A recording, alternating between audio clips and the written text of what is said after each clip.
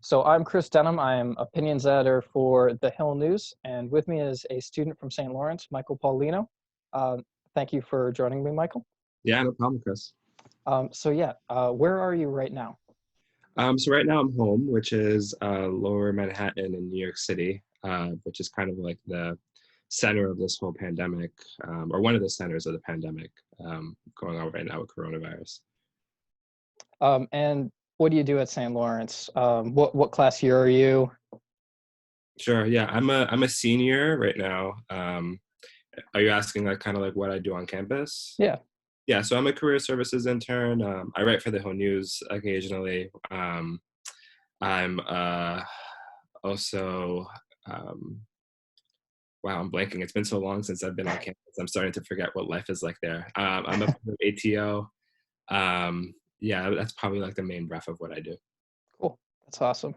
So what is the effect of the coronavirus on the community around you right now? What does it look like? Yeah, I feel like when I look on social media with the friends that I have around the country, they have so many differing experiences. Even the people who I take classes with, um, being in New York City, living in a typical NYC apartment, everyone kind of like fantasizes like about what the apartments in Friends or Seinfeld look like. And the reality is that a lot of people live in apartments smaller than that. So being kind of cooped up in a really tiny environment, not having access to, like a backyard or any outdoor space, because you got to remember in apartment buildings, just on your floor alone, you probably are living with another 40, 50 people. So that same dorm environment that St. Lawrence University has, and the reason why they send people home, having so many people in such a confined space, a lot of people in New York City are experiencing the same thing, which is why you're seeing such a big spread and such an increase in the cases day by day. So this is like, I think my 17th straight day inside without stepping a foot outside. Um, so you kind of see kind of the biggest impact just being in the city right here. So that's pretty much how it's been going for me.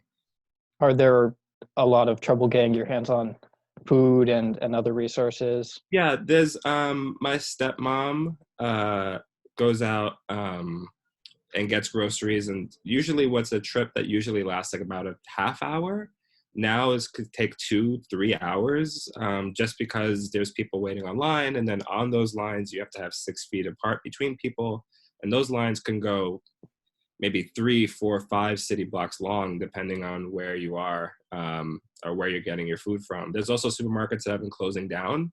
If a worker has a confirmed case of coronavirus, then there's instances where not only the supermarket closes down, but you have to throw away all the produce, all the products that come in the wrapped. Um, so it gets really, really difficult, and that puts strain on the other supermarkets in the area that weren't closed down by the coronavirus. So it definitely, getting your hands on food, getting your hands on supplies, the whole everything just takes so much longer. So how do you feel like the nation has done in responding to the coronavirus? Do you think there's good things, bad things? Yeah, for sure. I think it's there's two tiers to it. I think if you're looking at what a lot of the state governments have been doing, particularly like New York State, California, which thankfully are the two states that have been hit the hardest, people have been kind of really glowing about the responses from Governor Cuomo and how much he's on TV and how helpful his briefings are. And Governor Newsom, who I think is the governor in California right now, and kind of his response with these pause initiatives and stay-at-home orders. And that's going really, really well.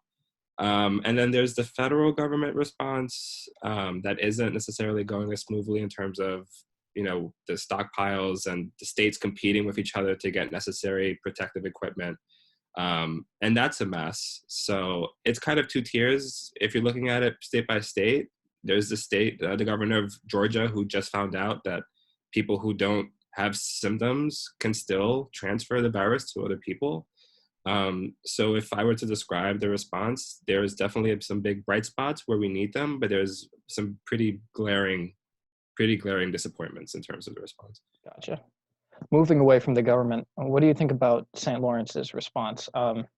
Sending students home, moving things online, some of the policies that affect seniors, as a senior especially? Yeah, it's disappointing. Not the response. I think you have to keep in mind that this is such a rapidly evolving situation that the university was probably caught completely off guard and had to make numerous important decisions in a very quick succession. I mean, we saw the email saying maybe 3 days before that no efforts of remote learning were being made and that the university would remain open. Then 2 days after that, there was the decision to go to remote learning. So as things kept evolving, the university kept having to make tough calls. I think what a lot of seniors are frustrated about is kind of the back and forth and maybe the tone of some of the decisions being made.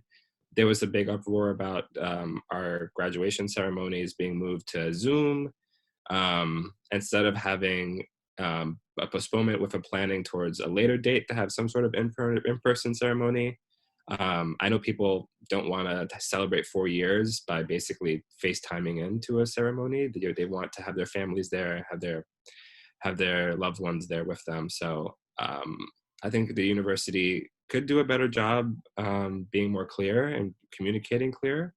And maybe also giving professors clearer guidelines on kind of being flexible during this time. Um, Obviously, students display different needs, especially during this time. Being at home um, obviously presents different stresses to specific groups of students, and that can make it difficult to get work done. That could make it difficult to kind of spend all your time on these big projects, especially for seniors who are taking upper level major courses. It's really difficult for them to kind of fulfill the duties of being at home and the duties of, maybe going out to get food. Maybe it is that you have to be more careful with doing your chores around the house, cleaning, making sure, those responsibilities add up in time. And so life in quarantine or life at home doesn't necessarily look the same for everyone. That's a really good point. Yeah, is there anything else you would like to tell St. Lawrence students, or anything else that you think you can share based on your specific situation? Yeah, for sure. I think every single time I see anyone talk about coronavirus, they kind of emphasize the point about social distancing and taking this thing seriously. I think I'm in a unique position to kind of, and anyone else who's in one of these major, epicenters for the pandemic can see how dangerous and how damaging this is. I have friends of mine who live on the same street as refrigeration morgues, these big trucks where hospitals just keep piling bodies in broad day. Um, I have family members who have gotten the virus. I have friends who have family members who have gotten the virus in the past.